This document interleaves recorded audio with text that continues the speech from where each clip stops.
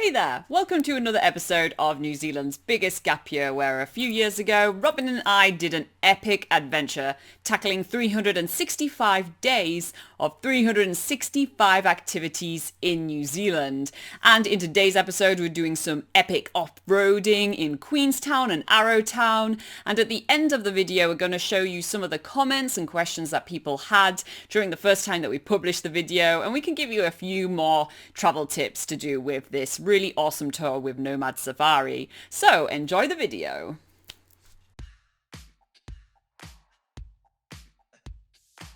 This morning we are being picked up straight away from the Nomads Queenstown hostel by Nomads Safaris. They are going to be taking us on a 4x4 trip around Queenstown to see this awesome area and all the off the beaten track places.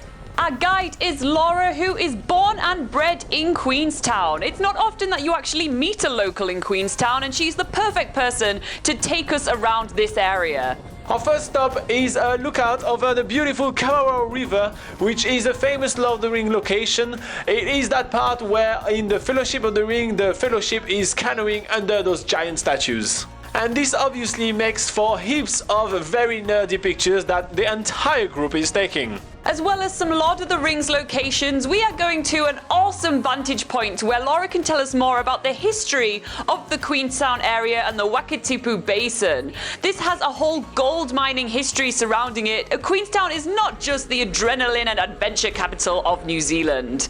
And speaking of gold mining, we are now off-roading our way down to the Arrow River, which is a famous place to actually find some gold ourselves, which we will be doing later in the tour. But for now, we are having a crazy time doing about 14 different river crossings across the river.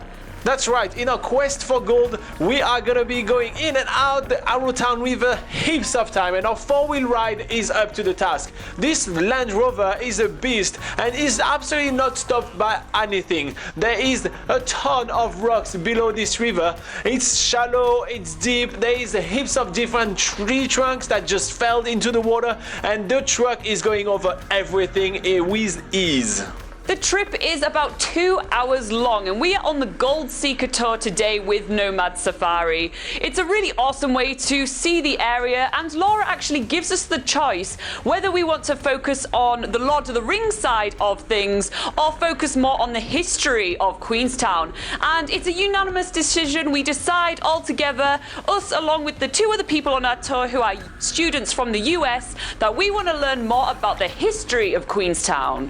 To be quite honest, it's not so much the history of Queenstown which is attracting everybody, but the prospect of finding our own gold. Laura tells us that along the tour we are gonna get a chance to find our own gold, since the Arrowtown River was very famous for being one of the most gold producing rivers of New Zealand. So as we keep on moving toward the gold panning location, we are crossing the river again and again and again. Laura is showcasing incredible skills in maneuvering the four-wheel drive around the very tortuous terrain that are presented to us today.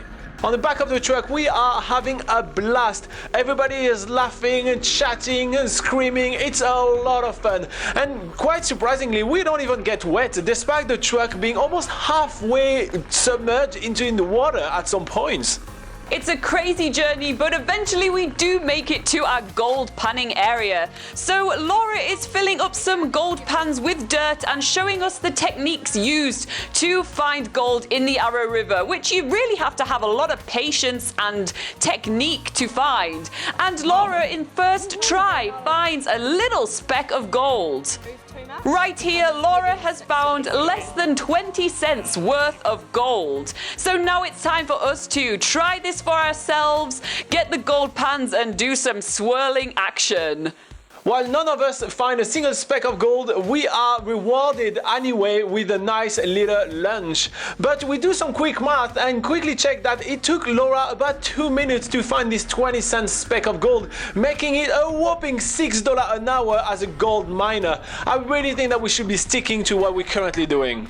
And now we are moving on to one of the world's most dangerous roads, winding its way along the edge of the Skipper's Canyon. This place is absolutely crazy, but luckily we are in the right vehicle to get down there. We then arrive at an old pub, or at least the remains of one. The story tells that in this pub, the owners was only hiring really ugly barmaid because he was sick of miners striking gold and living with his barmaid to go live the high life in other parts of New Zealand. On the way back up the Skipper's Road, we are taking the time to make a few pit stops along the way to actually embrace these amazing views. We have lots of photo opportunities to take, and Laura is helping us out with all our photos. It's really awesome. Laura's also pointing out some really bizarre shapes that we can see in the rocks around us. For instance, we can see King Kong's face etched into the rocks, as well as Lighthouse Rock. Being a local, Laura also have heaps of stories to tell us about the area, especially stuff that she used to do when she was much younger, taking dirt bikes down this crazy road. I just cannot believe what the locals can get up to sometimes. This is a really awesome way to see around Queenstown, especially if you don't have your own mode of transport, or if you are like us and you have a crappy camper van that you just hate driving everywhere.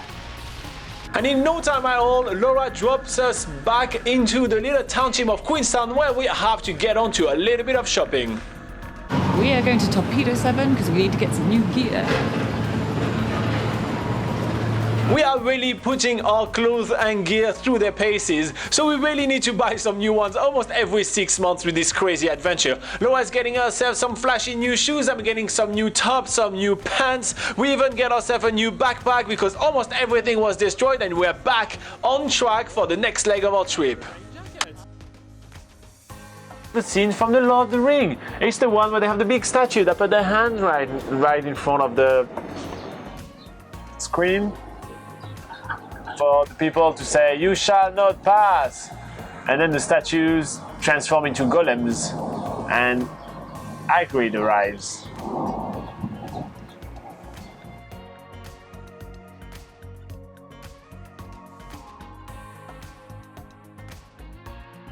Alright guys, I hope you enjoyed watching that glorious experience. Now let's get on to some of the comments and questions that you guys had the first time we published this video, just so we can give you a few more travel tips to do with this tour. So, well, first of all, it's not really travel tips, but we have a question or comment from Rockbox Metalworks saying, and then Hagrid arrives, worth watching to the end just for Robin's Lord of the Rings synopsis. Yes, as you can tell, Robin isn't the biggest fan of Lord of the Rings, despite being in the land of the Lord of the Rings.